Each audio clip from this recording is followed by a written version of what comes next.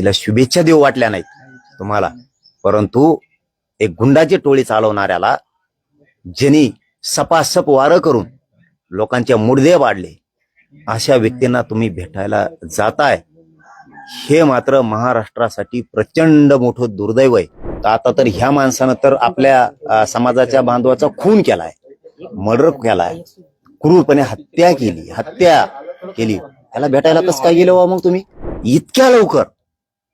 देशमुखांचा संतोष भायाचा विषय सोडून ते इतक्या लवकर पळ काढतील आणि समाजाला संकटात सोडून जातील आणि उन्हात पडलेलं देशमुखांचं घर त्याच्यावरती इतक्या लवकर छत्रही धरलेलं जाळून टाकतील, कधीही वाटलं नव्हतं.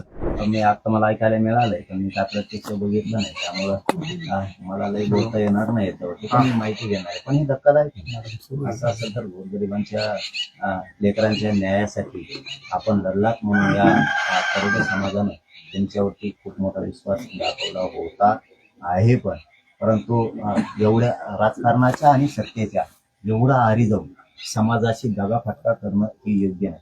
कारण लोकांकडून ही होईल कदापि ही अपेक्षा नव्हती. कारण त्याची आठवण म्हणून करून देतो तुम्हाला मी जाहीरपणानं आणि मुद्दाम होऊन करून देतो. मला या गोष्टीची गरज नाही तरीही मी आठवण करून देतो. त्यांना एकदा पत्रकार बांधवाने आपला प्रश्न विचारला होता, पंकजा मुंडे निवडून आल्यात तर काहीतरी मंत्री झाल्या तर तुम्ही त्यांना शुभेच्छा देणार का? तर ते म्हणले होते अजिबात देणार नाही, जवळ करणार नाही. जे मला पाडायला उठले त्यांना मी शुभेच्छा देणार नाही. आणि आता तर ह्या माणसानं तर आपल्या समाजाच्या बांधवाचा खून केलाय, मर्डर केलाय, क्रूरपणे हत्या केली. त्याला भेटायला कसं काय गेलो मग तुम्ही आज? तुम्ही हे म्हणजे शॉकिंग आहे. हे ऐकायला शॉट बसल्यासारखं वाटतंय, पण वाटत नाही. तरी पण आणखी नाही, मला विश्वास वाटत नाही की ते गेले असतील, कारण मी बघितलं नाही. अचानक आपल्या बांधवांचे फोन आले म्हणून मी आलोय. मला वाटत नाही आणि विश्वासही बसत नाही. येस हो येस एक सेकंड नाही काढत. हो सर नाही काढत. येस सर हो सर. आता ताई ते कशासाठी गेले काय गेले आता मला हे आताच खरंच सांगता येणार नाही. पण या राज्यानं खूप विश्वास टाकला.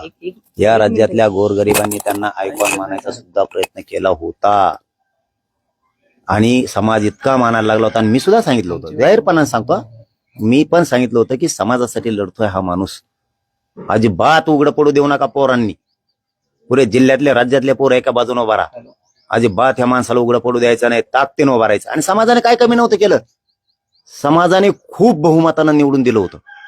माझ्या मतानं ते ज्या पक्षात होते त्या पक्षाचे उपमुख्यमंत्री होते, त्यावेळेस इतकी लीड दिली नव्हती, इतक्या गरिबांच्या लेकरांनी त्यांना लीड दिली होती. इतकं तुटून काम केलं. 300-325 पोरं ताई असे आहेत की त्यांनी धसान्नाचं कधी तोंडही बघितलं नव्हतं. पण ह्यावेळेस तुटून पडून 73 गावं फिरवायचं काम त्या लोकांनी केलं होतं. इतक्या लवकर देशमुखांचा संतोष भायाचा विषय सोडून ते इतक्या लवकर पळ काढतील आणि समाजाला संकटात सोडून जातील आणि उन्हात पडलेलं देशमुखांचं घर त्याच्यावरती इतक्या लवकर छत्रही धरलेलं जाळून टाकतील, कधीही वाटलं नव्हतं. पण माझ्या तोंडातून एखादा शब्द जाण्याऐवजी मी थोडीशी आधी खात्री करतो ताई या विषयाची की खरंच हे का. पण हे मात्र दुर्दैव आहे. जर खरं असेल तर हे दुर्दैव आहे एका खून केलेल्या माणसानं की त्यांनी खंडण्या मागायला लावल्या. सगळा समाज, वंजारी समाज सुद्धा विटीस धरला, ओबीसी समाज विटीस धरला, खून बलात्कार करू मराठीही मारले. त्या व्यक्तींना भेटायला जावंसं वाटतंय.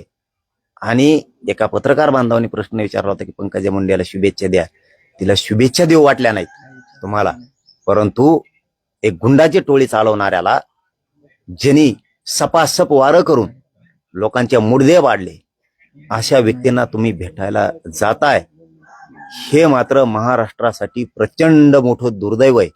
याच्यावरती समाजाने कोणावर विश्वास ठेवायचा. पण हरकत नाही, मनोज जरांगे आहे ना, ज्या दिवशी समाजाला अडचणीचा पठ्ठ्या इथं बसलेला खंबेर 6 कोटी मराठी आहेत. यांच्या जीवावरती माझा मराठा समाज चालणार नाही. हे राजकारणी त्यांच्या फायद्यापुरते येतात, पण इतका मोठा धोका देऊन जातील, इतका मोठा धोका देवेंद्र फडणवीसने सुद्धा कधी दिला नसतो. कधीच कोणत्याच क्षेत्रानं दिला नसत इतका मोठा धोका म्हणते त्याला. पण आता मी काय म्हणतो, पुन्हा पुन्हा मी शब्द बोलून जायचो आणि हे खोटं निघावं म्हणून मी पूर्ण माहिती घेतो संध्याकाळपर्यंत. मी अचानक खाली आलोय आणि करतो. आणि जरी भेटले असले तरी त्यांनी समाजासाठी लढावं पुढं आणखीन सुद्धा, ही सुद्धा अपेक्षा त्यांच्याकडून. पण घडलेली घटना असेल खरं तर मात्र मोठं दुर्दैव या समाजाचं. या भोळ्या बाबड्या माझ्या समाजाने विश्वास टाकायचा आणि यांनी मात्र त्याचं काळीच तोडून समाजाचं न्यायचं, असं व्हायला नको. कधी शेवटी ज्यावेळेस छोटे छोटे लेकरं त्यांचं आयुष्य आणि भविष्य तुमच्या हातात दिलंय आणि त्यावेळेस तुम्ही त्याला आगीत फेकताय, जाळात फेकताय आणि तुम्ही राजकारण त्याच्यावरती शिजवताय, ही मात्र मोठी शोकांतिक आहे. कोणत्या राजकीय दबावपोटी जर ह्या गोष्टी घडल्या असतील तर हे राज्याचं दुर्दैव आहे.